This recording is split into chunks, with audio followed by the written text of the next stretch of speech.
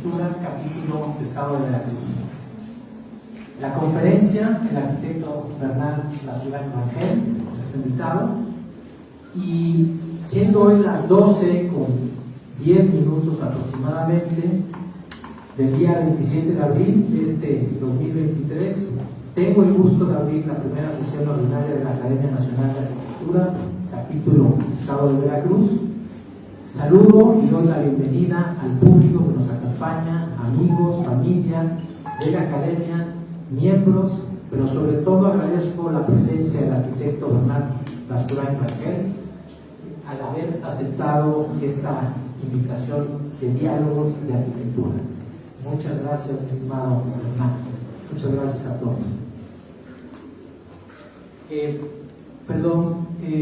Ahora le cedo la palabra a nuestro igual académico del capítulo Estado de Veracruz, a nuestro cronista de la Academia, al arquitecto Jorge Flores.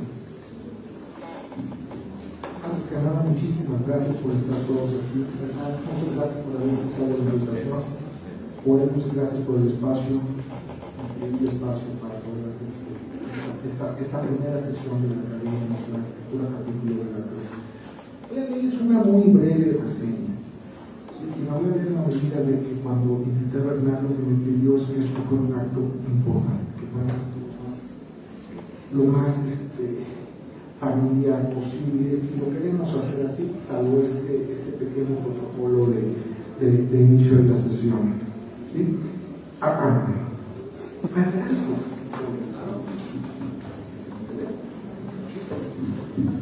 Bernal Lasurán nació en Jalapa, Veracruz, en 1948. Estudió en la Facultad de Arquitectura, fue de la generación 1966-1970.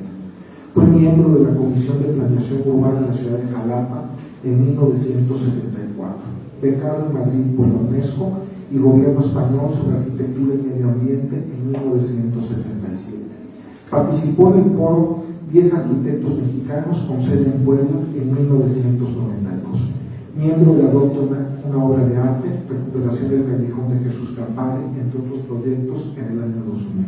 Su trabajo profesional con más de 50 años como arquitecto y con alrededor de 300 obras, en su mayoría casas habitación, y también en remodelación y restauración de edificios antiguos, como por ejemplo recuperación del Centro Recreativo Jalapeño, Hospital de Dianitas, ahora la sede del IBEC en Puerto Veracruz, en 1984, proyecto de recuperación del Palacio Municipal de Coatepec, 1984, casa denominada Exdroguería Veracruzana, antes la Casa de la Inquisición, 1985, colaboración junto con su hermano Carlos Lasurán en la recuperación del Parque de los Berros, 1985.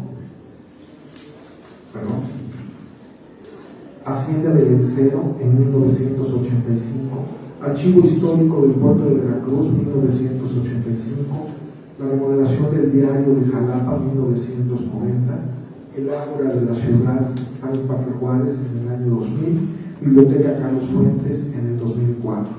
Publicaciones tiene de la Hacienda de Ejido, en colaboración con el geógrafo Luc Cambresi, editorial La Luz. ¿Sí? Ahora cedo la palabra al secretario de la Academia Nacional de Arquitectura, capítulo de Veracruz, el doctor Joel Olivares, que hará una breve contextualización de la obra del arquitecto.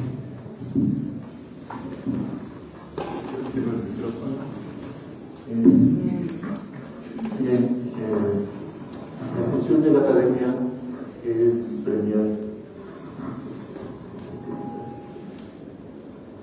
La función de la Academia es premiar obras de arquitectura relevantes que contribuyen a la imagen de la ciudad y, por supuesto, a sus creadores. Entonces, Enrique Murillo, que fue el primer académico emérito, básicamente por su obra extraordinaria, premiada por CAPSA y por Rabanera, fue el encargado de crear este capítulo. Y bueno, pudo armarlo, pudo desarrollarlo antes de morir. Afortunadamente, pues el apoyo de Rafael Pardo, digamos, es el que ha dado la continuidad a este capítulo, y hoy es cuando iniciamos básicamente a analizar esta obra. La obra de Bernal es espectacular, por muchas razones. Personalmente me he dedicado al tema del lenguaje, de la arquitectura, y sobre todo con la preocupación del cómo, desde la época del moderno que nos tocó vivir, fuimos compañeros de generación, de clase, desde la preparatoria. Entonces nos tocó vivir los años 70, exactamente cuando la época del moderno estaba en su apogeo, pero en contra de la arquitectura clásica, específicamente llamada la clásica, pero el clásico es toda la arquitectura desde los griegos, que ha habido una evolución. Bernal ha continuado esa evolución, no se involucró tanto como muchos de nosotros lo hicimos con pues nuevas experiencias, otras alternativas, que era lo que se manejaba en ese momento, ¿no? Pero lo principal y el problema que hubo, o básicamente el fenómeno que hubo en esa época de los 70s, fue la destrucción de los centros históricos, o sea, la destrucción de las casas viejas, ¿no? Y bueno, anecdóticamente nos encontramos, porque trabajamos en dos grupos, yo afortunadamente con el equipo de ir buscando reciclar viviendas antiguas, rentas, barandales, etcétera, etcétera. Es decir, rescatando esos valores para poderlos incluir o para poderlos incorporar a la arquitectura que se estaba desarrollando.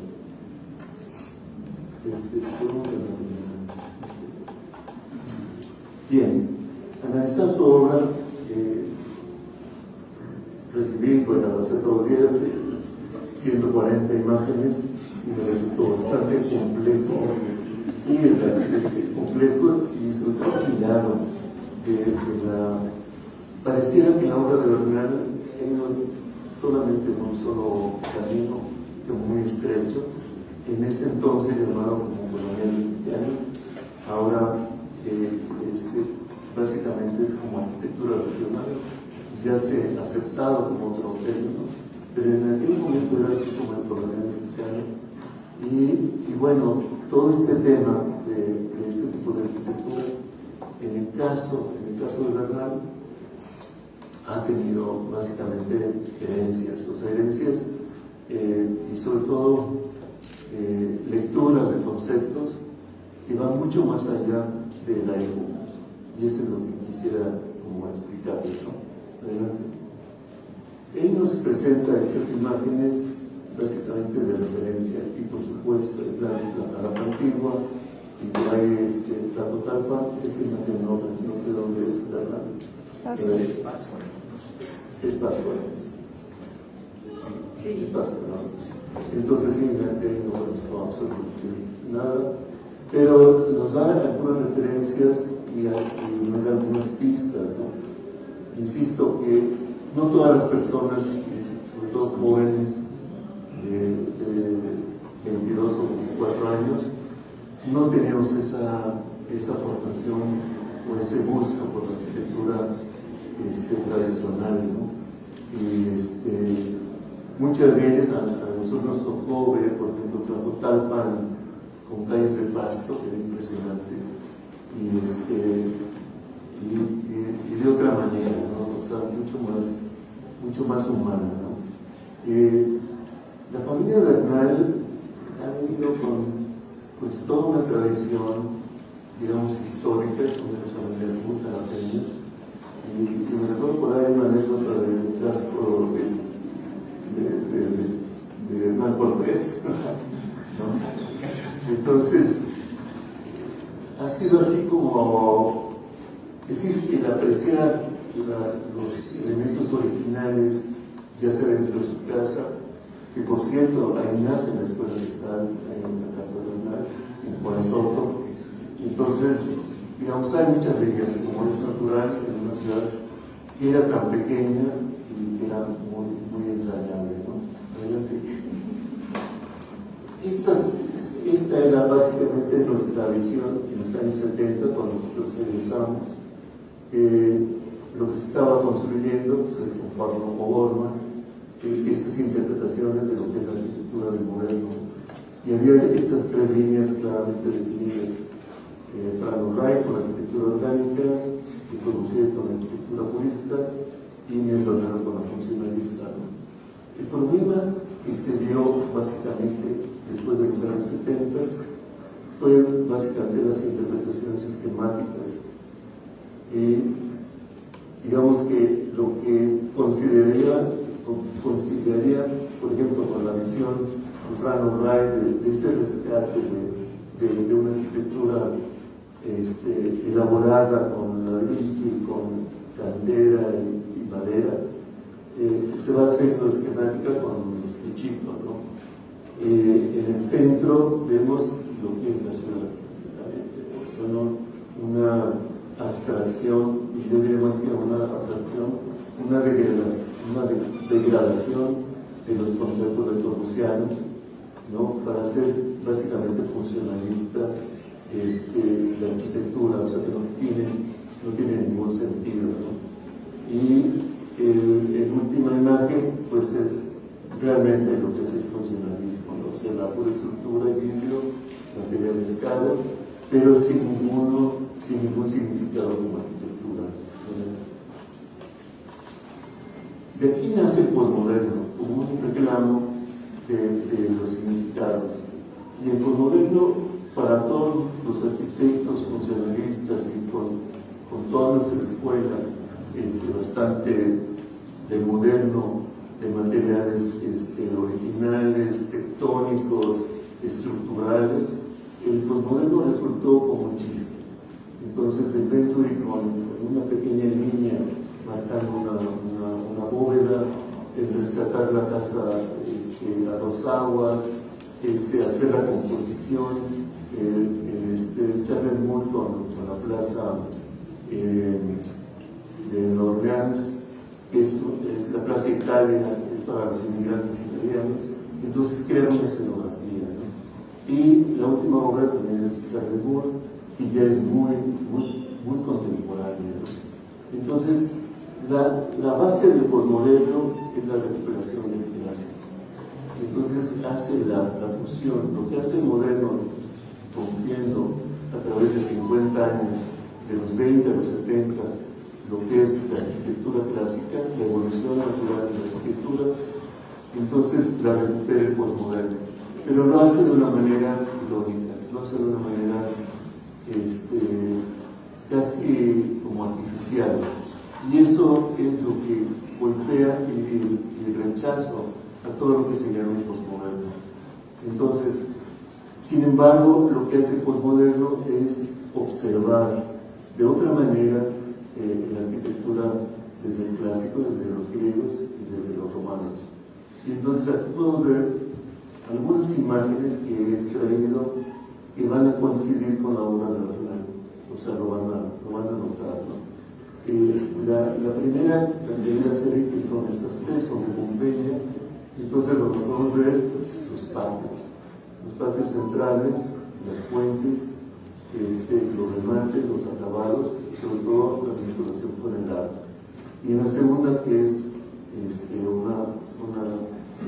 centro del Partenón, donde están estas esculturas, es la manera de la composición a través de un cuerpo y después ir colocando de manera adyacente otras entidades, pero de alguna manera que se vean claramente cómo están enlazadas, ¿no? Adelante. Estas son imágenes ya del posmoderno con Ricardo Bonfil, español, radicado en Francia, donde hace un conjunto habitacional hace más humano al tener esa referencia.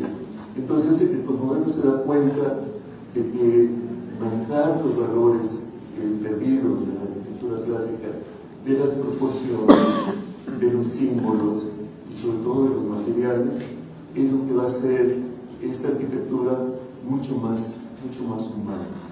En la parte de abajo vemos dos obras de Charles Moore, y esto es la imagen como de rechazo del posmoderno. Pero es que el posmoderno acepta la arquitectura no como una trascendencia, digamos, una metáfora del espacio, sino lo acepta como un objeto industrial. Y esa es básicamente la postura del posmoderno, de que el objeto es simplemente un objeto artesanal que al hacerse escenográfico crea la escenografía de la vida. Entonces, básicamente su función es crear una escenografía de la vida. Y se puede hacer incluso con estos símbolos, pues este es un despacho de publicidad, y le hace este símbolo, esta entrada que es muy llamativa con esos prismáticos. Pero la obra de Charles Moore, en la otra parte, pues es una obra muy adecuada al cine, ¿no? Frente al mar, vinculándose con la loma, siendo una forma articulada, ¿no? Una parte central, y ver cómo resuelve las cubiertas, ¿no? Digamos, esto es lo que vamos a ver en la obra de Bernal. Un referente mexicano del posmoderno, no es posmoderno, porque el posmoderno inicia en los años 70, es Luis Barragán. Luis Barragán es un pre-posmoderno, ¿no? Es un pre-posmoderno, porque es de los primeros que reconoce el movimiento del moderno. Él visita Le Corbusier, él admira Le Corbusier le muestra su obra, pero él trae toda una herencia, igual que Bernal, de ese amor a las haciendas, esa vivencia en esas casas antiguas, pero sobre todo esa conjunción familiar con esas casas. Y pues Barragán en los 70 estaba, bueno, ya casi en su última etapa, pero todavía vivo, y bueno, visitaba la casa como todos los estudiantes, pero la veíamos más como el tema innovador del color, como lo mismo que Gorel. Adelante. Para mí esta es la principal referencia del posmoderno mexicano y del posmoderno y a nivel internacional. El posmoderno es un movimiento que se genera en Estados Unidos, pero este personaje, Emilio Fernández, hace películas al estilo de los westerns americanos, que trabaja en Estados Unidos, y viene a México y hace una interpretación, pero a la mexicana. Entonces hace de charros mexicanos y las haciendas. Los westerns son casas de madera y los charros mexicanos son las haciendas, la casa grande, la tarjeta. Pero un detalle, ya no están las haciendas, ya no existen las haciendas, pero tiene un escenógrafo, Caco Parra, que bueno, es familia de Bernal, y hace esta casa, la casa de Emilio Fernández. Enrique Murillo, te recuerdas, que nos comenta que la visita y bueno, se enamora de esta casa por todos los detalles. Y digamos, en esta época en que conocí la obra de la arquitectura tradicional mexicana o de herencia española, no era relevante. Estamos viendo hacia adelante, estamos viendo hacia la modernidad, pero aquí como escenógrafo, sobre todo creo que 140 películas se hicieron en esta casa.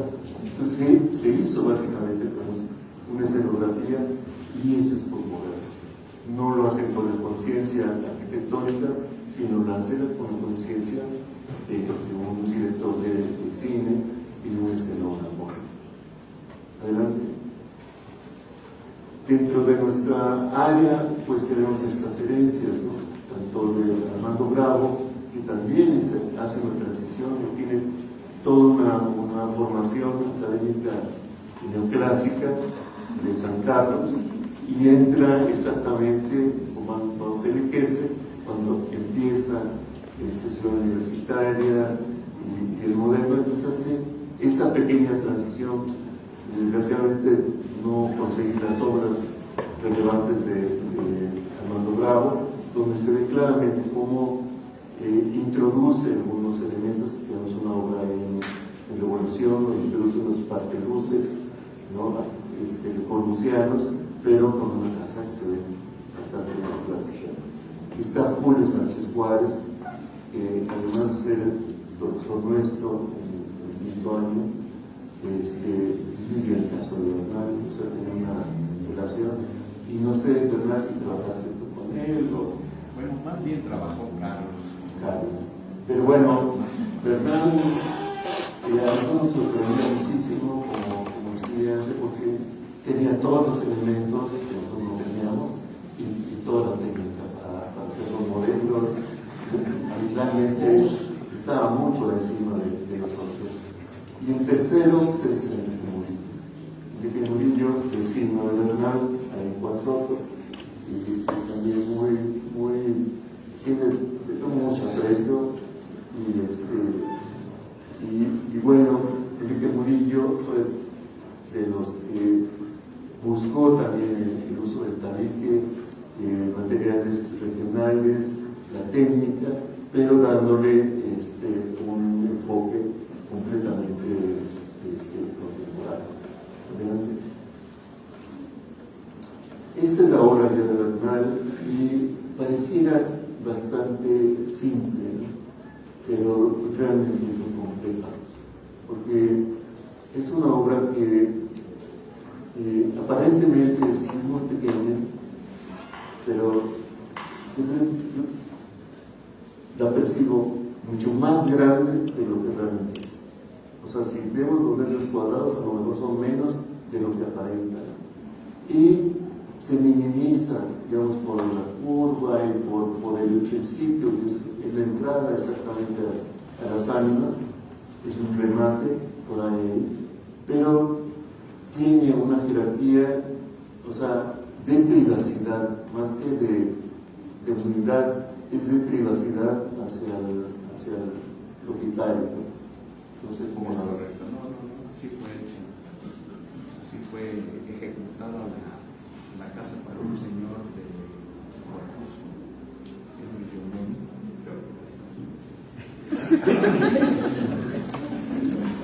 bueno, no se oye. No te oyes.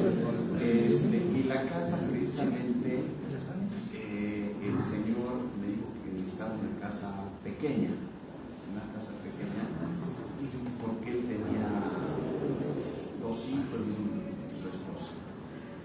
Pero esta experiencia de esta casa fue efectivamente cuando se iniciaba el fraccionamiento Ánimas, y era la casa número 1. Y para poder lograr esta casa, estaba inspirada en la obra de Bravo, que está en la capilla de San Luis.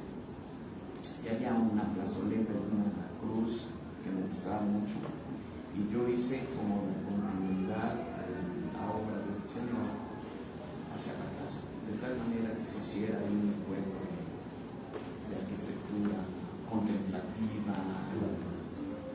Y bueno, mi experiencia en esta casa es que me tenía que esconder porque pasaba mucha gente y yo decía, no me dejan trabajar.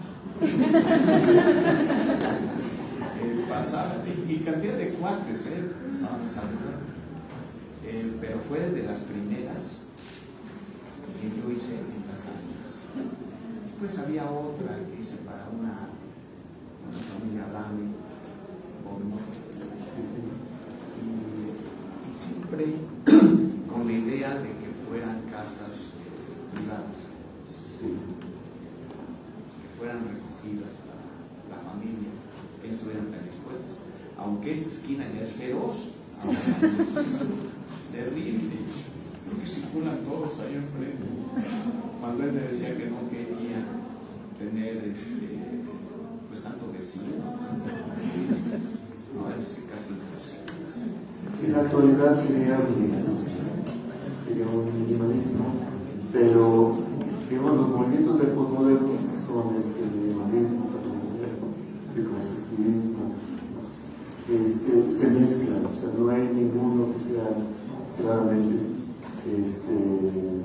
definido, pero en esa época no se pensaba en estos movimientos posmodernos y Bernal lo hacía básicamente como una continuidad. Y estas obras, en estas partes que hice un collage, porque era una barbaridad, podemos ver muchos detalles, insisto, tanto de reciclaje como de recuperación de las columnas, de los remates metálicos y sobre todo las soluciones utilizando materiales muy, muy accesibles, ¿no? Que son los ladrillos, no se llaman los ladrillos, para las celosías, las mediatablas. Entonces, ahí se eliminaron lo que se utilizaba en ese entonces, que era la balaustrada, ¿no? Entonces, ¿por qué razón? Porque con este concepto minimalismo se crea una textura, más bien es un trabajo de textura. Y bueno, sí aparecen los techos inclinados, pero insisto, el tipo de composición es complejo. No son elementos simples, sino son articulados. O sea, siempre van buscando detalles ortogonales o fractales, ¿no? Y sobre todo, como lo vemos en este imagen de abajo, con diferencias de niveles. Y eso es lo que hace que perceptivamente se vea muy fácil la simplicidad de la composición y no se perciba como una forma completa. Esta es una belleza de casa, es una simplicidad, insisto, aquí ya hay una interacción con el minimalismo, a pesar de que se tenga esas referencias, o sea que nosotros percibamos tabique, colonia mexicana, no es realmente una composición de llenos, vacíos y de elementos que sobresalen. Y como les digo, los aleros, al ser planos, nos remontan a básicamente la arquitectura antigua. ¿Cómo lo ves? El tema básicamente es, este es un conjunto, ¿no? Exactamente lo que está, o sea, no lo he visto, pero lo que veo aquí básicamente es la implementación del ciclo del árbol, que es el definitivo. Sobre el árbol es como se genera el conjunto y básicamente los niveles, las terrazas. Y, bueno, eso proviene de los aztecas, ¿no? De crear estas formas de ocupar las lomas básicamente con las terrazas.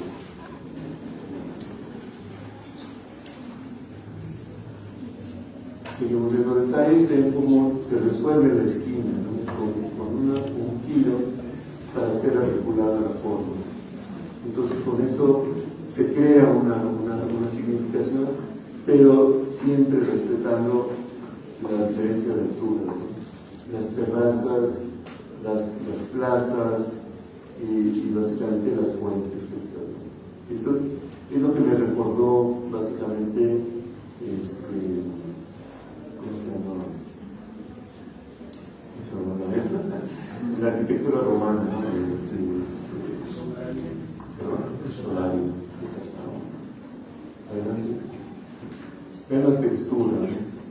Entonces, no es solamente la celosía para ocultar un tendedero, sino básicamente es la visión árabe de lo que es la celosía para el paso del aire.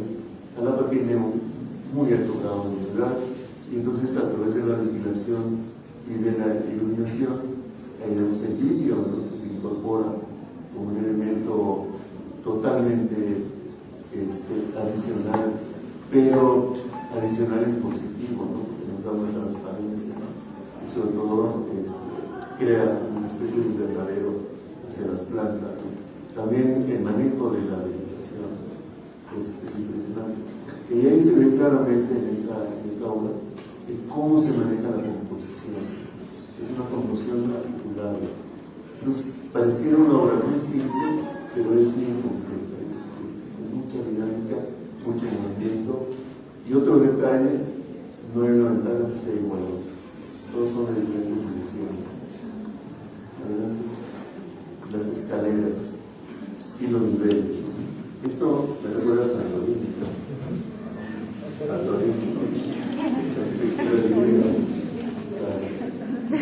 Adelante. El color, la solidez, el contraste con ese azul, o sea, muy griego, pero no usado por los griegos, ¿no? Los griegos lo utilizan con el blanco, pero él lo utiliza con este rojo quemado, ¿no?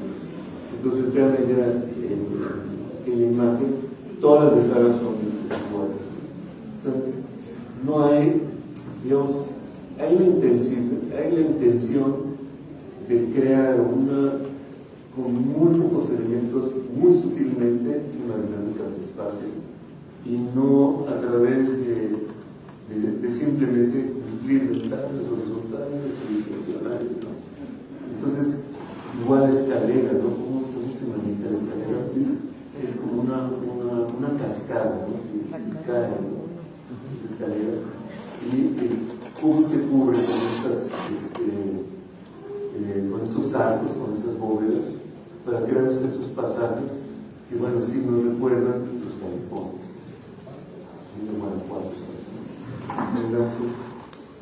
Aquí es donde yo veo más ya una conciencia sobre el tema del posmoderno. Es que el posmoderno, aunque no sea, digamos, reconocido de una manera intelectual, pero de manera fáctica, sí. Y entonces ya la conciencia de la cantera, el uso de la cantera, de los mármoles, entonces implica otro tipo de obra, otro tipo de relación con la obra. Vean cómo es de cantera, ¿no? Entonces crea volúmenes bastante sólidos, contrastados con elementos ligeros y la incorporación del agua, ¿no?, tanto en el espacio externo como en el espacio interno. Adelante. Los interiores, esa es otra de las características muy particulares de la obra de Bernal, es que su diseño no está basado solamente en lo arquitectónico, es toda una arquitectura de interiores que dialoga entre sí, es una arquitectura integral entre los interiores y los exteriores. Adelante.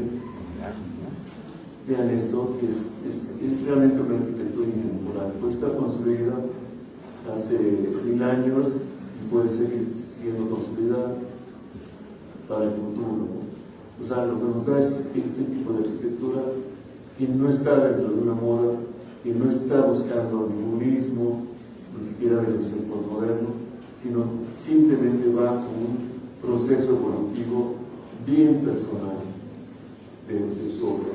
Es decir, lo que él va desarrollando como detalles, los va resolviendo, lo sigue evolucionando con otros materiales, pero lo sigue evolucionando con los mismos, es decir, conservando esos mismos detalles. Bueno, las remodelaciones, que es impresionante, porque se hacen unas ruinas ahí en el Parque Juárez, y él hace una sala impactante con todos estos arcos y sobre todo el sello. Aquí ya se ve claramente el sello de Bernal. O sea, ya no es una arquitectura de referencia, sino es una arquitectura de expresión. Adelante. Aquí no conozco esta obra, me llamó muchísimo la atención, es una arquitectura urbana, ¿no? Que no son no es una calca de edificios puestos solucionado uno, sino está resuelto básicamente a través de las plataformas. Y a mí me llamó mucho la atención porque parece muy asqueroso. La herencia de las extrañas. Son unos albergues para niños indígenas en sierras muy complicadas. Claro. Casi el material no es muy difícil llegar de esos sitios. Tienen que ser materiales ligeros, algunos materiales del sitio, pero sobre todo ligeros, y las cubiertas son de lámina multipanel. Y se tendría que hacer en muy corto tiempo. Era un reto, tiempo, tipo de construcción y sobre todo las necesidades del edificio. Claro. Pero no por ello no hay que hacer una arquitectura, y sobre todo conservando los códigos que uno tiene. Las terrazas, las plataformas, los puentes, ¿no? O sea, está todo, aunque sea material, digamos, bien o barato, no lo sea, pero los bloques, lo que dividen los edificios, y sí me llamó la atención los cultivos ahí de los hortalizas, pero la escalera con las pendientes en el pasto, pues es como muy originario nuestro, ¿no? Adelante. Y bueno, el tema de la luz y el color para mí es una maestría, ¿verdad? ¿No? Porque el color en la arquitectura, y bueno, para mí se acaba de pintar un edificio fatal. En nuestra época pues estaba iniciando cómics, pues, los colores había el catálogo de cómics, pero cada vez que se ponía que se colocaba dentro de los edificios, pues brillaban demasiado, ¿no? Como este edificio que está en el parque, sí, extraño. Entonces, las cosas hay que matizar, ¿no? Pero también hay que saber matizar y relacionar. Entonces, ese azul matizado con ese amarillo mostaza, con blancos, es realmente mucha conciencia del manejo del color. Adelante. La remodelación, pero respetando el origen. O sea, no es el cambio, ¿no? Sino realmente pareciera que fue ese su origen. Entonces, darle respeto en cuanto al trabajo de remodelaciones. Adelante. Y bueno, en este caso, que es una relación de una arquitectura moderna, pero sí lleva el sello moderno. O sea, logra incluir dentro del moderno estos detalles y van a ser una especie de balaustrado. Adelante. Y por último, esta obra que también me parece espectacular por lo humano de la escala, por los materiales, y ya una maestría en cuanto al código de la arquitectura, digamos, de continuación clásica. Adelante.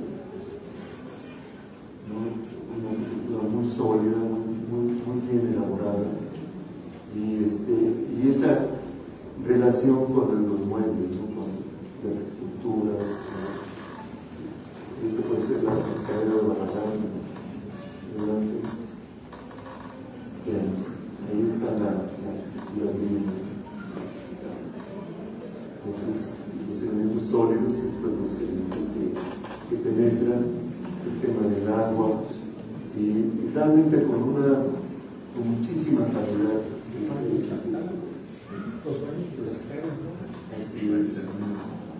Adelante. Ya es la composición parece simple, pero es bien intencionada, y por el tema del agua. Ahí están las fuentes. Cualquier elemento que sea exterior, hay diseño y presentario, ¿no?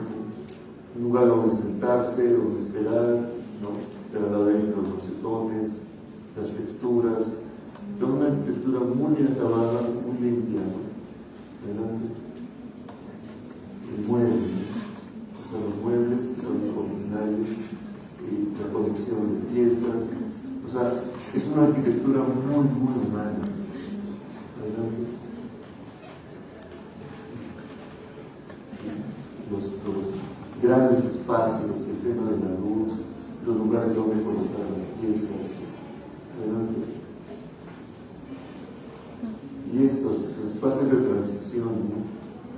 que también son sitios, donde son lugares para compartir.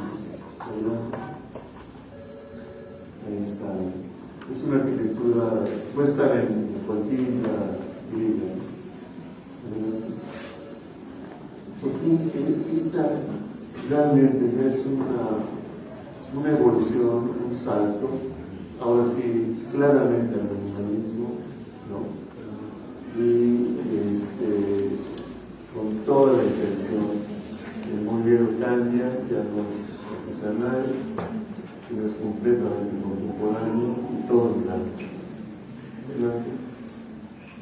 Ahí está. Adelante. El tema de la luz. El minimalismo aparentemente tiene pocos significados, pero es la luz la protagonista. Las texturas, los colores, todo mínimos, ¿no? Y esta es la imagen que realmente es, pues, un minimalismo de madera, de telas, de textiles, ¿no? De aplanados, ¿no? Realmente si lo viviera Barragán, estaría encantado.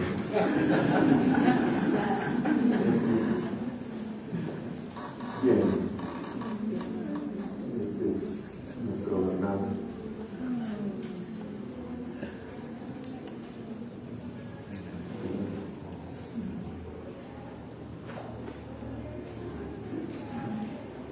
¿Es la última?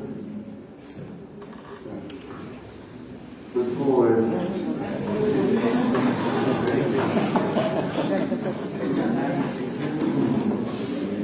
Micrófono, volumen, micrófono, no se oye.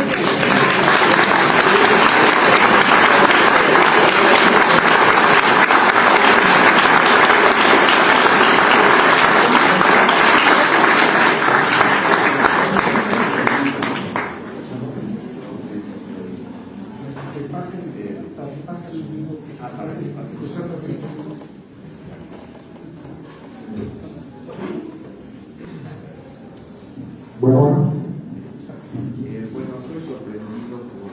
Está arriba, está arriba. Mi compañero Joel, somos compañeros de escuela, yo nunca me había percatado de tantos detalles. Todo lo que he hecho durante 50 años, que ha sido, no me he detenido en los 50 años, ha sido constante. He insistido en lo mismo, en los materiales, pero he descubierto nuevos ingredientes que le han dado a la arquitectura más amplitud, más composición, más luz, y eso me ha permitido en los últimos años dar un giro, diría yo, no tan contrastante, que ha sido muy refrescante como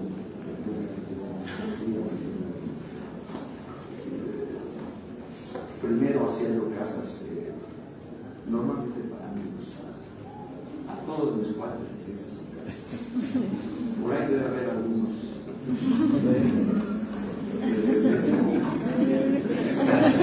Toda la familia también.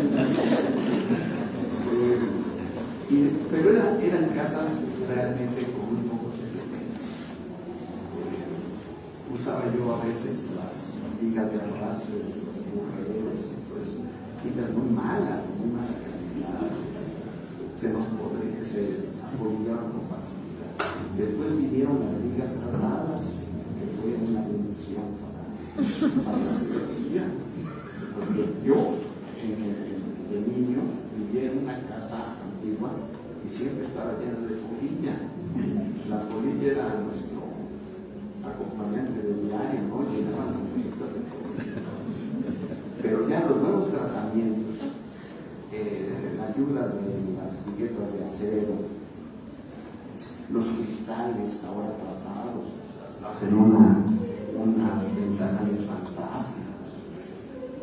Y eso me ha ayudado mucho porque he podido, por ejemplo, cambiar las ventanas. Las ventanas antes muy cerradas y ahora son paneles de cristal muy grandes que me recordaban no hace mucho a Richard Neutra, que comentaba en áreas verdes con el interior de las casas.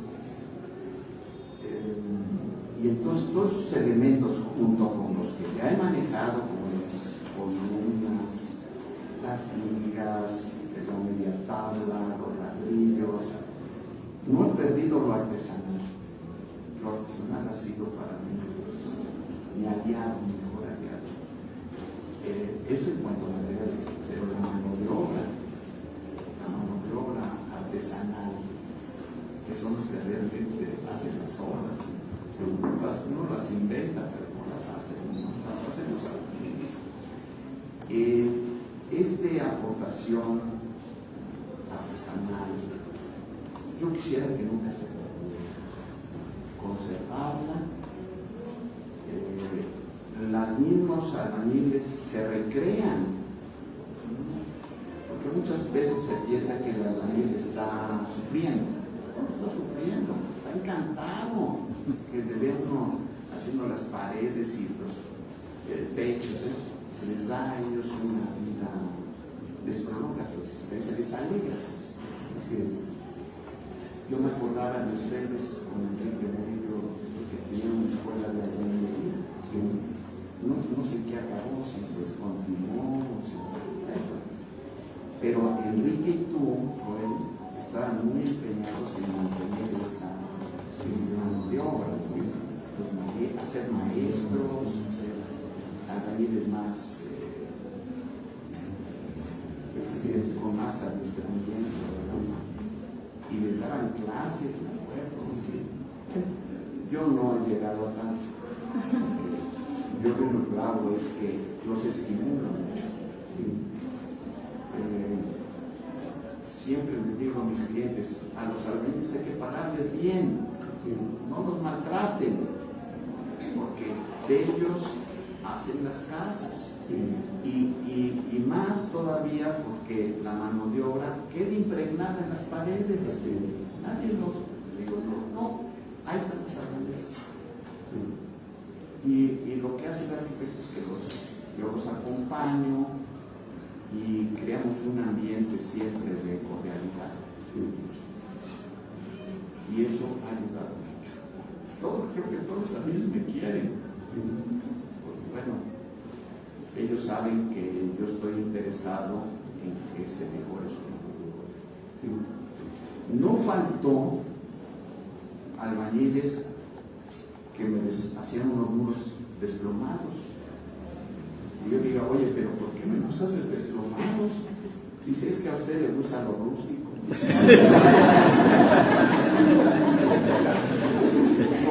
Lo rústico, como mal hecho.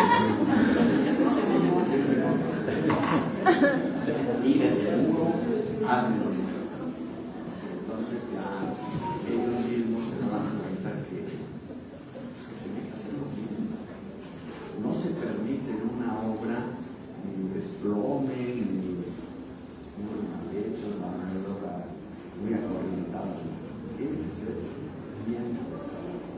Y eso yo creo que ha sido el éxito de los casos, de que como las hago con cuidado y les invierto mucho tiempo, y siempre estoy haciendo en cada obra muchísimos dibujos. Tengo los hago a mano, que muchos arquitectos buenos se sorprenden de los planos, me dicen, oye, ¿qué plano es este? Y dije, pues, este tipo de plano los hacía Leonardo da Vinci. 1490, ya estaba los planos. Pero ahora con la computadora y la digitalización de los planos, tiene mucho sentido, bueno, para mí, para otros son plantillas. Pero a mí lo que me interesa más es la idea en un plano y que tenga una expresión arquitectónica y de pintura. Sí. Y bueno, tengo el problema de que mis garabatos me gustan. Gustarme los garabatos, pero los tengo metidos en cajas. Entonces, estamos nuestras bodegas, que son grandes, llenas de toppers, donde están metidos los proyectos. Que yo creo que bueno, pero es un valor estimativo. En lo que es el dibujo, es un valor estimativo. Y yo me acuerdo, bueno, yo aprendí mucho de mi hermano Carlos, de la Pedro Sánchez Suárez, de Julio, de Rodolfo Palacios. Me parece un extraordinario dibujante. Y yo cuando veía los planos, aún así que era hacía proyectos urbanos, fortificaciones, cambios, les da mucha calidez. No eran cualquier plano. ¿Sí? Que en paz descanse Rodolfo Palacios. Y de eso me fui nutriendo. Todavía le dibujaba yo al arquitecto Parra, que fue de mis inicios con Manuel. Y Manuel, como era un talentoso, de mucho cariño, siempre me decía, mira, no me invites a ver los planos, haz tus propios planos, vas a hazlos bien, no me hagas plano mal hecho. Y eso me sirvió también porque fui descubriendo otras cosas, sobre todo de Manuel, que era un extraordinario. Yo aprecié mucho ese periodo. No fue muy largo, porque Manuel era muy inquieto, tomaba viajando y siempre me dejaba ir de bailando en un respirador. Pero le aprendí mucho. Y una de sus indicaciones que me parecieron fantásticas fue que, platicando con él, yo le dije, Manuel, haces casas muy bonitas. No quiero hacer casas como tú ves. No vas a poder. Haz tu propia arquitectura. Porque claro, él tenía unos trazos que muy difíciles podemos hacer, aunque quieres imitarlo, no lo puedes. Porque manejaba estratégicamente las escuadras, hacía unos quiebres, unos a 60 grados, otros a 30, otros a 20 grados. ¿Cómo? ¿Por qué? No lo sé. Pero eso era su característica, ¿no? Y bueno, pues yo empecé insistiendo en lo artesanal, en los ladrillos, en las columnas, y no me he salido terqueado. Ya a los 50 años o sea, no aprendo, estoy insistiendo en lo mismo, pero siempre con muchas sorpresas. Yo creo que para los estudiantes de arquitectura, los que tienes aquí en la escuela, una enseñanza importante es tener capacidad para asombrarse. Una estudiante que no tiene capacidad de asombro, ver un paisaje, ver las montañas, apreciar un cuadro en un museo, en los patios. Si no hay eso, difícilmente podrá ser arquitecto. Difícilmente. Es decir, si no, la arquitectura es difícil y sumamente exigente. Entonces unos muchachos, pues se puede cultivar la capacidad de asombro, se puede cultivar sensibilizándolos, y eso permitiría tener mejores resultados en las obras. Muchas veces, cuando yo veo obras que hay una descomposición, yo creo que faltó esa cosita de la esencia, de la sensibilidad, porque en lugar de ayudar al espacio, lo mutilan, lo tasajean, y eso en términos arquitectónicos es sí. Entonces aquí Ahorita que hablan de eso, sí. yo traigo a colación, me gustaría leer un artículo que te escribí hace unos años.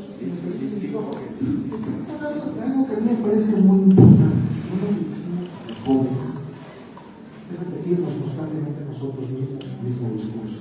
Esto lo escribí, yo fui alumno de verdad, en un momento muy complicado, acá hay varios compañeros, un momento muy complicado porque a mí ya no me gustaba. Yo estaba ya harto de que la arquitectura era entrega, eran trabajos, eran cosas en muchos sentidos, no encontraba la belleza, no encontraba lo que yo estaba buscando. Y era un pequeño terrecito, ¿verdad? Éramos 4 o 5 alumnos, me permite, fue una pequeña, tomaré 2 minutos o 2 horas. Bernard Lascurain Rangel, 1948. Le llamé arquitectura vernácula, porque ahorita que nos habló de los lugares, de todo, de posmoderno, pero la recuperación de la tipología original, de la tipología de México, de Jalapa, por ejemplo. Fue maestro en la Facultad de Arquitectura a principios de los 90. Su taller de diseño arquitectónico era singular en muchos sentidos. Fue en ese taller donde encontré que la arquitectura era algo más que un martirio interminable de entregas y maquetas. Más bien era el gusto por la forma, por el arco, por ese pequeño muro adosado que él llamaba apoyo, por el uso de palabras como sensacional, ¿sí? Increíble o maravilloso, para referir un muro, una vista, un recorrido, o simplemente para intentar describir la arquitectura en una o 2 palabras. Era de los pocos maestros que realmente tenían la capacidad de transmitir la pasión por la arquitectura, pasión por la forma, donde el arquitecto, antes de cualquier cosa, debe de pensar y ver como arquitecto. Se puede encontrar belleza si uno sabe y decide buscarla en la ruina y en el mismo abandono. En esos años de estudiante participé en el levantamiento de algunas haciendas del Valle del Perote, y en una en particular me decía: ¿no te parece sensacional este arco?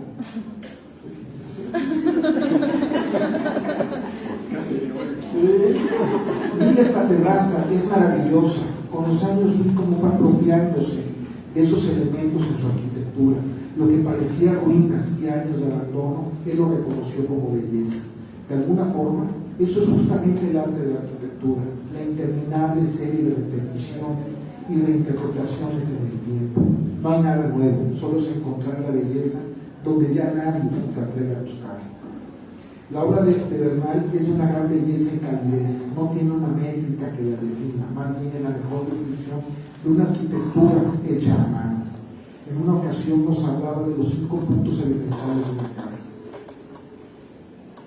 una buena cocina, un buen baño, una ventana, un patiecito y una buena entrada de luz.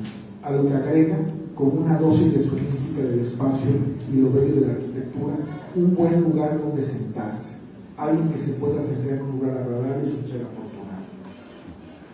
No tengo la menor duda que es de los pocos arquitectos que comprenden la importancia y trascendencia de tener un lugar donde estar, ser y existir.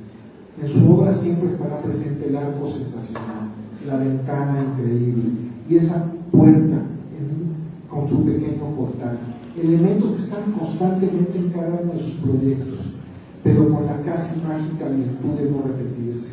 No sé cómo lo logran, pero su arquitectura es de una sencillez poco común, a pesar de contar con pocos elementos y que de alguna manera podría ser repetitiva. Encontramos que cada proyecto, cada espacio es una reinterpretación y contextualización constante de sí mismo. En mi opinión, Bernard Lascurain es el arquitecto de lo cotidiano, el que supo encontrar la belleza de las formas donde muy pocos ya la veían, el que de la ruina y el abandono descifró y contemporizó la arquitectura vernácula, en la medida que ahora aparece como su estilo y escuela. Esto lo escribí hace 6 o 8 años. Ahorita que lo estaban hablando, está salvo todavía nos contextualizó, podría ser por poner, ¿no?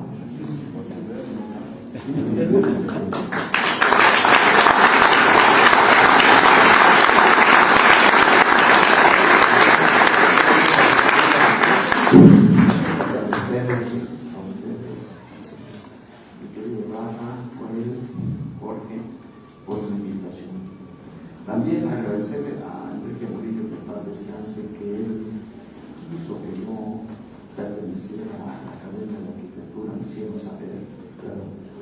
Y yo estoy sumamente salvajado de tanto el nombramiento que yo agradecer. Y bueno, pues también agradecerles a todos los asistentes a irnos un ratito, ¿verdad? Y bueno, también fíjense que traigo en mente que yo cuando fui niño, me quedé de Juan Soto, vecinos del Templo, yo fui un niño muy cuidado por mis papás. Bueno, que le daba yo la ropa de Carlos.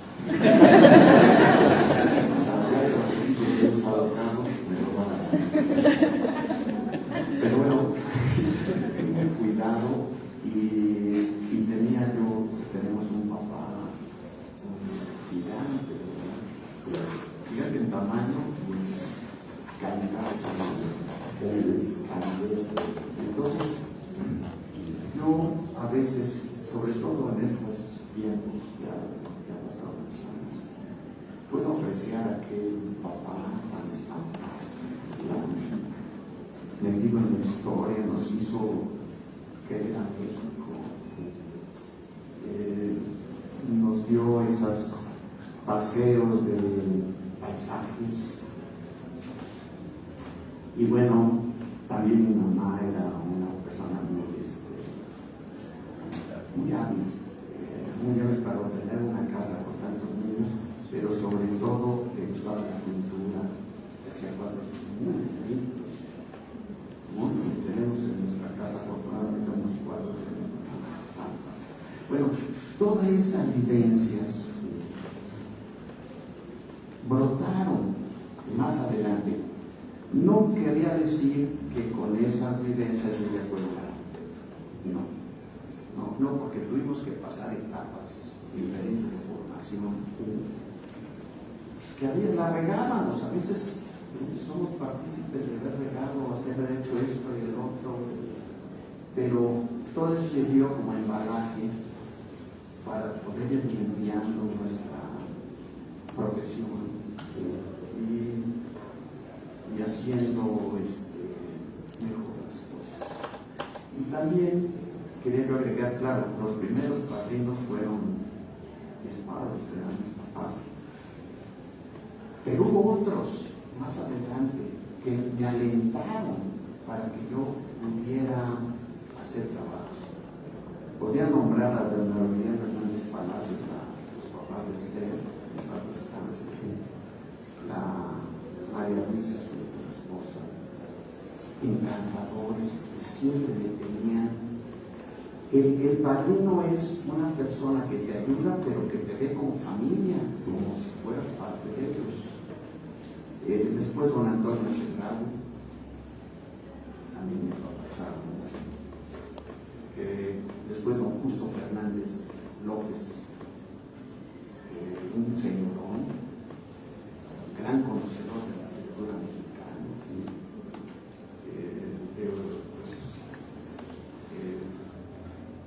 Y después pues había, bueno, vinieron don Miguel Alemán, pero eran no tan locales como don Justo, eran personajes, pero en otro nivel. Y bueno, me permitieron a mí hacer obra al entrar. Y claro, ahora yo veo lo que he hecho, pues en muchas casas, muchos edificios. Realmente yo estoy asombrado, ¿no? Tanto, y después uno señalando en las calles y otro diciendo, esta yo la hice, esta también, exagerando, ¿no? Pero sí, como no me he detenido y he tratado de siempre estar haciendo construcciones, pues ahora la veo con otro ojo. Sí. Y bueno, pues yo estoy también muy agradecido con todas aquellas personas que se han dejado que yo les haga casas. Ahí me los he agarrado. Pero curiosamente, todos son amigos y todos son agradecidos. Me ven en la calle, me abrazan, me dicen, no tengo enemigos. Es una cuestión interesante porque los hay, ¿verdad? Una vuelta de la esquina, ¿no? Pero con esa mano,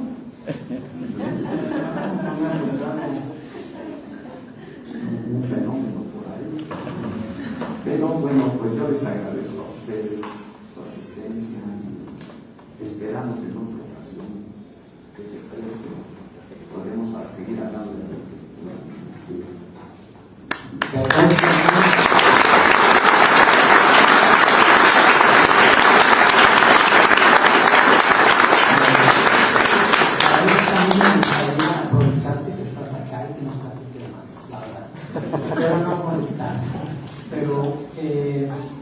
me parece que tu obra, algo sumamente relevante, que de una otra manera ya se hizo, pero no de una manera enfática, es la calidad del espacio, el corazón que tienen todos tus proyectos.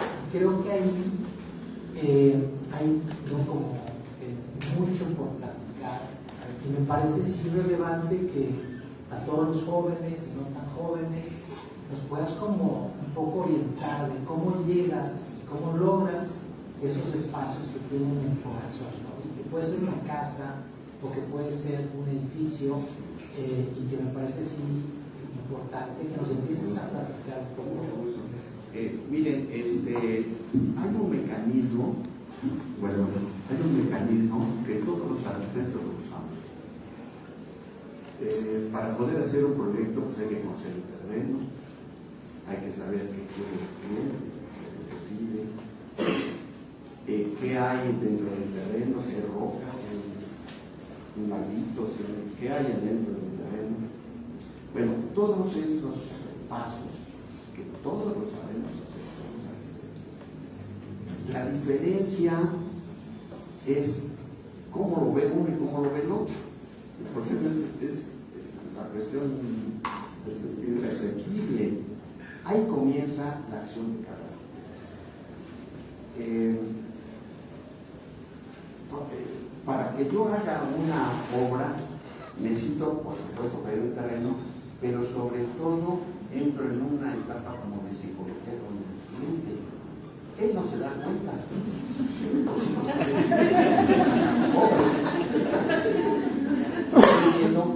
Siempre les digo, llévame donde vives. Bueno, les voy a decir esto. que yo necesito que la persona que me contrata sepa qué es lo que hago. Que ha habido clientes que me dicen, y ahora con el celular, con las imágenes, 2 minutos, segundos, ya tienen, y me dice, mira, ¿qué es lo que yo quiero?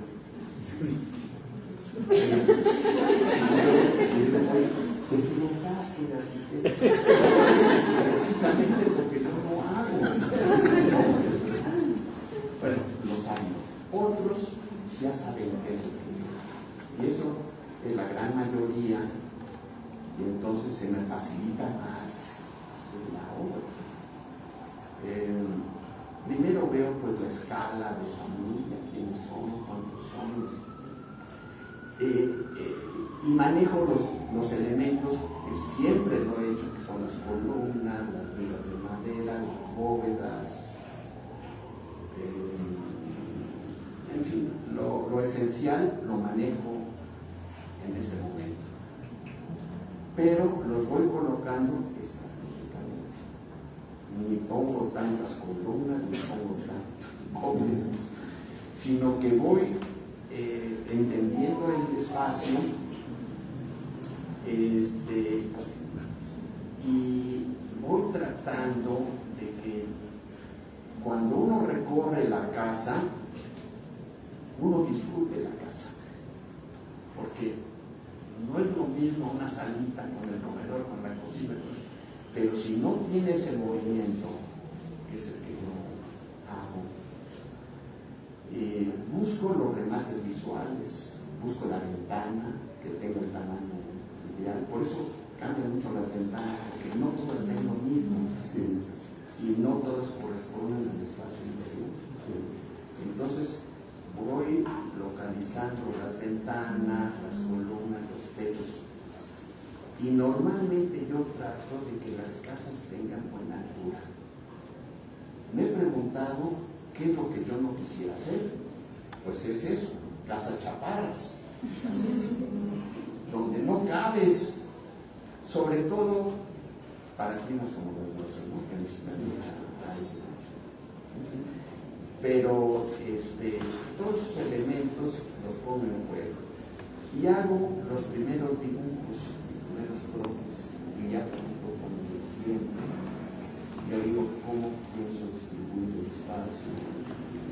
Siempre hay sugerencias, y uno tiene que estar abierto a las sugerencias que la van a vivir. No estudia la casa,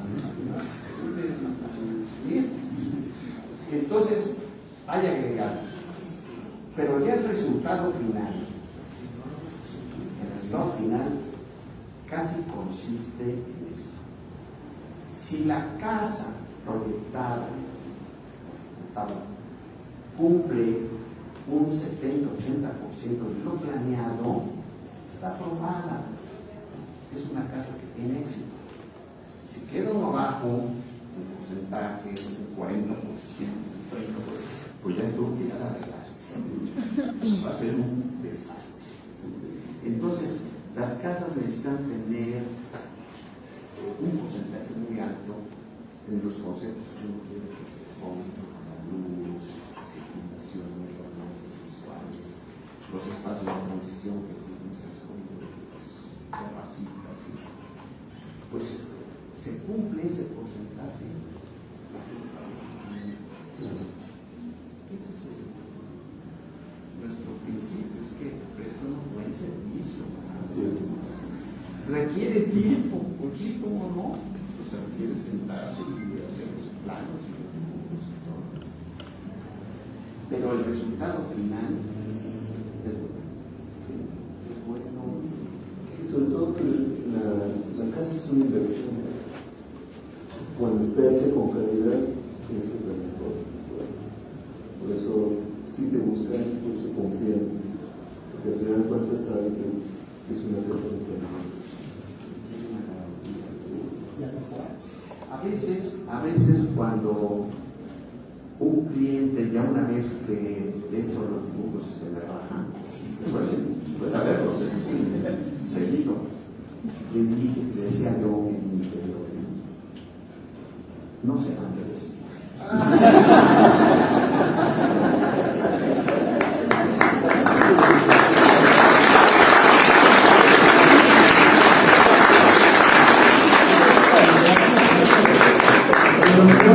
mucha gente aquí que te queremos, ¿verdad? Vuelvo a insistir, te queremos explotar bien. Entonces, a mí me gustaría que el micrófono se pase de aquel lado y todo aquel que quiera hacer algún comentario, alguna sugerencia, una pregunta.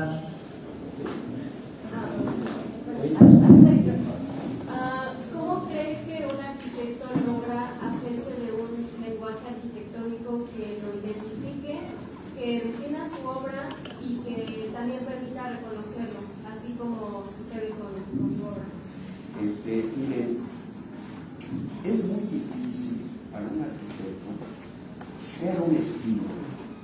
Es complicado. Aunque mucha gente más arquitectos pues pongan mucho interés en crear un estilo, es muy complicado. En mi caso, se creó un estilo por la insistencia constante en los materiales, buscar los materiales, en las líneas. Entonces, se puede identificar mi obra, ¿no? Se puede visualizar en las calles, en los estacionamientos. Pero también me han ayudado mucho, por ejemplo, Mario Arteño, Patti, que han hecho prolongar la existencia de esta arquitectura, ¿no? Que esa arquitectura se descubrió, pero en realidad no sabíamos que existía. Por eso yo creo que lo que me preguntas, yo creo que con mucha dificultad se tendría que hacer un estilo. Pero es muy complicado porque ahora además nos dominan las nuevas tecnologías y nadie quiere ser viejito, construir casitas de portaditos, quieren hacer naves y grandes, una arquitectura más moderna. Cuando yo hago las casas, los clientes me preguntan la fachada, arquitecto. Quiero ver la fachada. Y yo les digo, la fachada no es importante. Lo importante es adentro. No les voy a hacer una mala fachada. Pero lo importante es la línea. El exterior, pues, no es mi estilo. Sin embargo, trato de que las casas tengan un color. Porque el fachadismo es otra disciplina diferente. Nosotros tenemos que ser, tanto adentro como afuera, la misma liga, pero como mis casas son realmente privadas, procuro que la casa sea perfecta, que las ventanas estén del tamaño correcto, que se sienta la gente que no la está maltratando cuando pasa, sino que tiene esa privacidad. Eso es ahora en nuestro tiempo es lo más valioso, la privacidad que tanto buscamos, ¿no? Entonces, volviendo otra vez, pues sí, he creado junto con muchos arquitectos, pues un estilo, si se puede llamar así, se llama.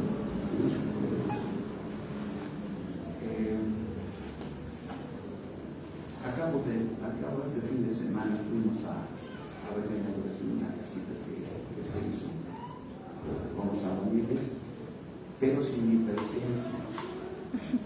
Yo les dije que había una anécdota familiar de Manuel Parra, porque mi papá le pidió a Manuel Parra una casa de corregidora. Y bueno, la crítica fue la mejor casa de Manuel, porque nunca fue.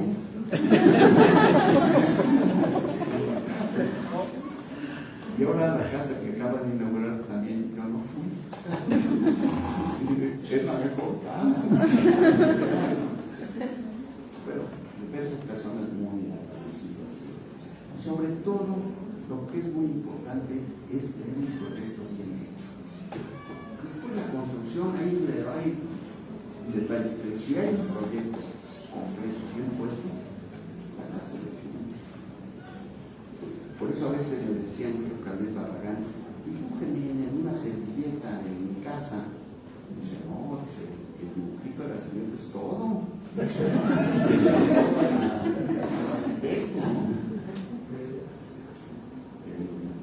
Bueno, que por cierto conocí la casa de Barragán en un momento especial que estaba yo trabajando en esas construcciones.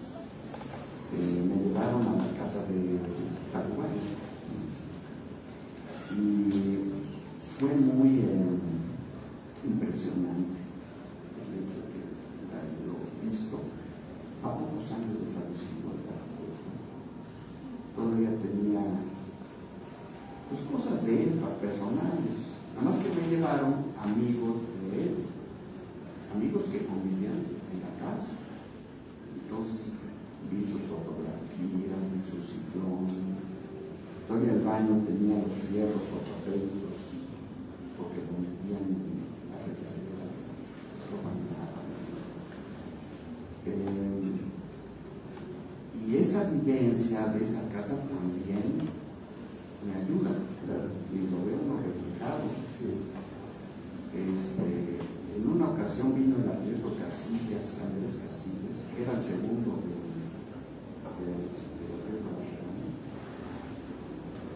y vio algunas cosas que estaba haciendo y me decía, oye, esto es de Luis Barragán. No, dice, sí, esto lo hacía Luis Barragán. Había un ingrediente de Barragán porque era tan simple y tan sencillo en sus espacios. Tenía esto que yo siempre lo he dicho. El espíritu del arquitecto quedan impregnados en las paredes. La gente no lo ve, pero es algo intangible, es algo que no es cuantificable ni demostrable. Entonces, la presencia del arquitecto Barragán en su casa, que era una casa íntima, pues existe eso. Y yo lo veía y decía, qué bonitas paredes, pero seguramente tenían el espíritu del arquitecto impregnado. Había una anécdota muy simpática que se la contaba de que en una ocasión vino una arquitecta alemana y venía a ver la obra de Luis Barragán. Esto no lo comentó Casillas, porque Casillas creo que era el segundo. Entonces le dijo, ya estando la arquitecta en México, le dijo a Casillas, a Andrés Casillas, le dijo, oye Andrés, llévate a esta arquitecta, quiere ver la capilla de las capuchinas en Tlalpan, ¿no? Llévala, toma el Mercedes y llévala.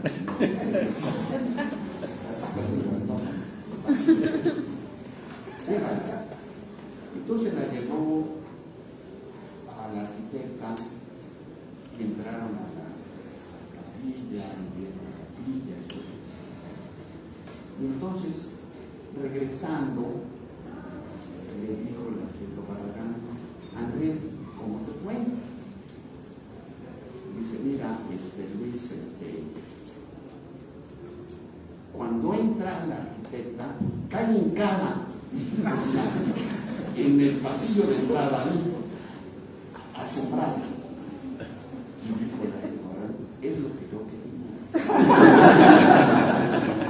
¡Que cayera! Son anécdotas, porque claro, la gente se impresiona de esa arquitectura por lo simple, los elementos, pero la luz, las alturas, las materiales,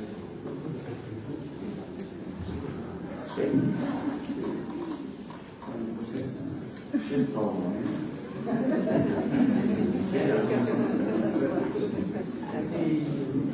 Luis, ¿quieres preguntar algo? Pues, Bernal, creo que este detalle último marcaba mucho la calidad del mismo Alejandro cuando dirigía a Andrés Casillas, ¿no? Nada más quisiera agregar la parte que soy yo, que hace la intenta desde caer, ¿no? No son nada, y después de un momento más allá, porque demostraba la calidad de los mismos, ¿no?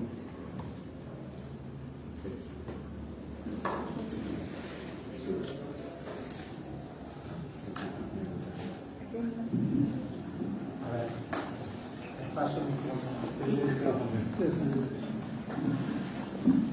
Bueno, antes de nada, ya tantos años, ya como decían hace rato, ya son lustros. Hay varias cosas que a mí me llaman la atención desde que te conozco. Y una de ellas, bueno, varias de ellas se han dicho aquí, pero vale la pena sintetizarlas como una manera de crear esta como metodología de la que se estaba tratando de hablar cuando se habla del proyecto. Una de las cosas que dijiste es que tú antes de nada te consideras un artesano. Esta es una parte esencial para el proyecto, o sea, no se puede proyectar sin el conocimiento profundo de los materiales y de los sistemas constructivos, y eso se hace con el tiempo. Y al final de cuentas, un artesano va conociendo más a fondo los materiales cuanto más los trabaja. Y este es el caso, como tú comentabas, de tu experiencia. Entonces, esta parte a mí se me hace como esencial, no solo por lo que implica en la parte del proyecto como tal, o sea, también se hablaba de esta importancia del dibujo en el proyecto. Eso lo sintetizo con una frase de Ricardo Roca. Ricardo Roca decía: yo pienso con las manos. Y eso me pasa a mí, nos pasa a todos los arquitectos de mi generación, quizá menos a Pardo, porque ya es mucho más nació con la computadora.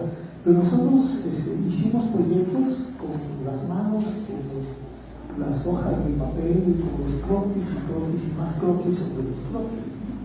A final de cuentas, el mecanismo de diseño, que lo señalabas tú, es recrearse en plantear las alternativas unas sobre otras, y si las puedes hacer una historia mejor, y si no, en un solo lugar. Entonces, esa parte de pienso con las manos, esa parte de hacer croquis como una manera de entender, es algo que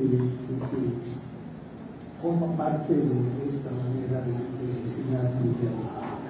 Y aunada con esta artesana que todos debemos de llevar dentro como una información profunda de no cómo se ven los materiales, sino cómo se hacen las cosas. Algo que también me llama la atención de tu obra en particular es esta proporción siempre precisa, o sea, no hay esta extralimitación en el manejo del espacio, siempre haces espacios que son los adecuados para lo que se requiere. Y yo siempre he dicho, la proporción es el resultado de la experiencia. Hay algunos atajos como la proporción áurea, por ejemplo, pero la proporción en realidad del espacio como tal, y lo decías ahorita cuando comentabas yo no voy a hacer casas chaparras, o sea, hay una necesidad de manejo de la proporción como solución del espacio que siempre está presente en todo, y es algo que a mí siempre me ha impresionado. Entonces, un poco como una recomendación o como esta metodología para los muchachos es: vamos a hacernos artesanos. A partir de este conocimiento de los materiales, o como bien dice de las columnas y de los muros y de las cubiertas y de la madera, vamos a tratar nuestros proyectos, pero con este conocimiento que cada vez es más sutil de las cosas. Y desde el punto de vista mío, no miramos nunca del dibujo, pero no como una manera de tratar de plasmar lo que ya existe, sino justamente de descubrir ahí lo que no hay. Entonces, te agradezco mucho después del tanto tiempo y un abrazo.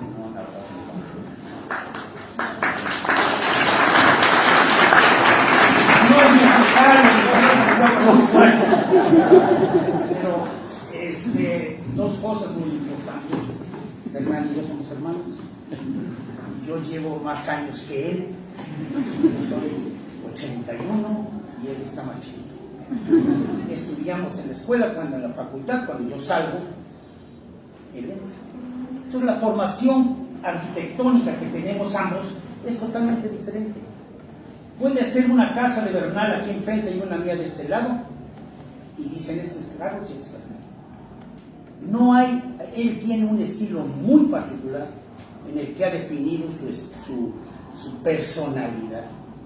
Yo me imagino que Bernal, pasa a mí también, qué planos tan bonitos, mira aquí el muro este que es de 14 y cuando llega a la realidad dice, este no es de 14, es de 28 y este es de piedra y este da vuelta. Entonces los planos empieza uno a evolucionarlos de tal manera que desaparecen. Al rato ya los planos ya nomás es para las instalaciones, ya lo demás es impresionante. La producción arquitectónica de Bernal tiene mucha calidad. Claro, 50 años de ejercicio profesional, pues tiene que haber un resultado. Otro detalle muy importante que mencionó Joel, y ese es para que lo vean los estudiantes. El arquitecto Armando Bravo Ramírez, mi papá y él eran muy amigos, y cuando yo hago una casa en la calle de Juan Soto, 1962, él pasó, Armando Bravo, viene ahorita porque a lo que quiero llegar. Me dice, Carlos, tú eres hijo de Carlos, sí, yo soy hijo de Carlos. Bueno, ¿por qué no remetes la casa 40 centímetros? Oye, pero sí, ¿para qué? No, mira, es que si tú remetes la casa 40 centímetros, hay que dar una banca para que todo se siente. Y la verdad es que ahí está la banca de Armando Bravo. Él me sugirió, y uno pasa en la calle. Bueno, era el dueño era una cosa muy singular, porque nos hacía competencias de correr, entonces se sentaba en la banca y decían, sus marcas listos fuera, y había que dar la vuelta a la manzana, y ya tú hiciste 2 minutos y 3 minutos, entonces era muy agradable, y eso se quedó. Ahí está la banca, la pueden pasar. Y a lo que quería yo llegar, Armando Bravo Ramírez era una persona, arquitecto, pues muy sensible. Cuando él Joel presenta la fachada del Parque Juárez hacia el Palacio de Gobierno, alguien, y como dice Bernal, hay unos que están en favor y otros que están en contra. ¿Cuándo se inaugura la fachada de esta presión? Creo que es 42, algo así. ¿Qué pasa? Pusieron una placa muy bonita, yo creo que debe tener 50 o 35, y ahí dice los nombres de las personas que construyeron. Y en una de ellas, que vale la pena que lo pasen a ver, está las 3 puertas, y del lado derecho está la placa en cantera rosa, y dice fulano de tal, fulano de tal, fulano de tal. ¿Y qué pasó aquí abajo? Él, Armando Bravo, no estuvo de acuerdo en cómo había quedado la obra, que ya lo mencionó Bernal. El 30% lo hicieron de una manera. ¿Saben qué hizo? Una escalera en la noche y con un cincel borró su nombre.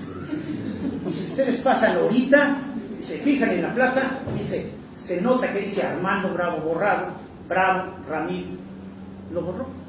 Entonces, ¿qué pasa? Que hay una sinceridad personal como arquitectos en que para expresar las cosas y quedar satisfechos, pues debe haber una armonía, que dice Bernal, una armonía entre el cliente y uno. Si no hay esa armonía, no salen las cosas bien. Y Bernal lo mencionó entre líneas. Ya llega un momento que ya el cliente, cuando va uno a cierto nivel de la obra, ya el parte ya nada más paga. Ya no hagas nada, nada más paga, ya déjame a mí. Entonces es cuando uno crea los espacios. Él es muy superior a mí, lo reconozco, pero vale la pena que reconozcan su obra, su sinceridad, su expresión, su luz, sus ventanas, cómo él a través del tiempo ha madurado. Tiene uno que madurar a fuerzas, pero él ha madurado muy consistentemente y su expresión arquitectónica es increíble. Muchas gracias.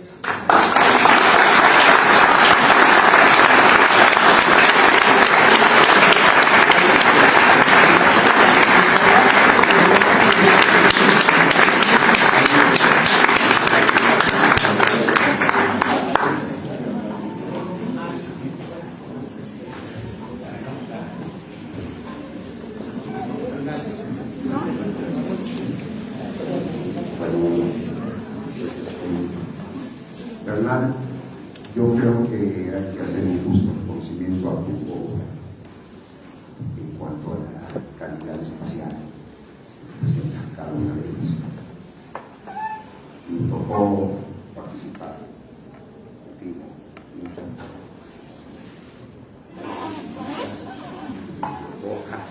Ya pierde uno la cuenta, pero le platicaba yo aquí a Rodolfo. Una de las características importantes del espacial, a mí siempre me parecía magnífico el espacio, una magnificencia que tiene todas y cada una de las obras. Creo que es la mejor característica que puede dar un arquitecto, ¿no? Tipo como lo que, pues también lo comentamos muchas veces, ¿no? Con relación a Armando Bravo. Lo hemos comentado hacia ¿no? Pues son obras que valen, como decía Legorreta, ¿no?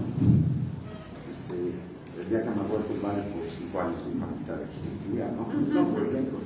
Entonces, esas características que tiene la obra de magnificencia, la tiene tu obra, como la tenía también la estación de Roma, el ferrocarril de Manuel Paz, pero tu obra tiene esas características. Las cuales yo siempre sin haber ido, sin haber ido.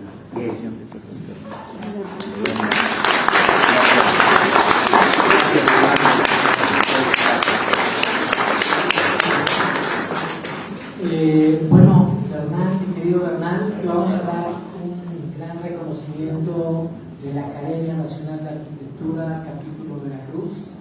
Se me hace el favor de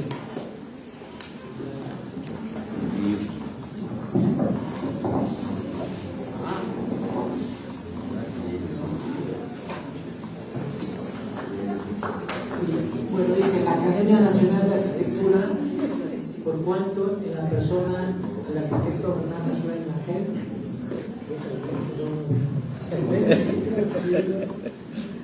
concurren de experiencia, calidades, cualidades establecidas en nuestros estatutos para pertenecer a ella como un académico de número. Muchas felicidades. Muchas gracias.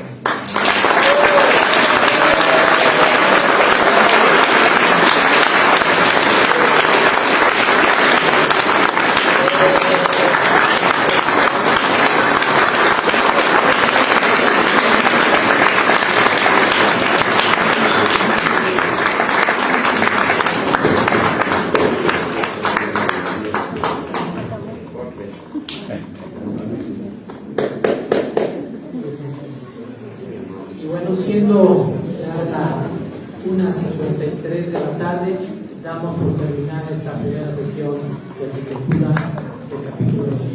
Muchas gracias a todos.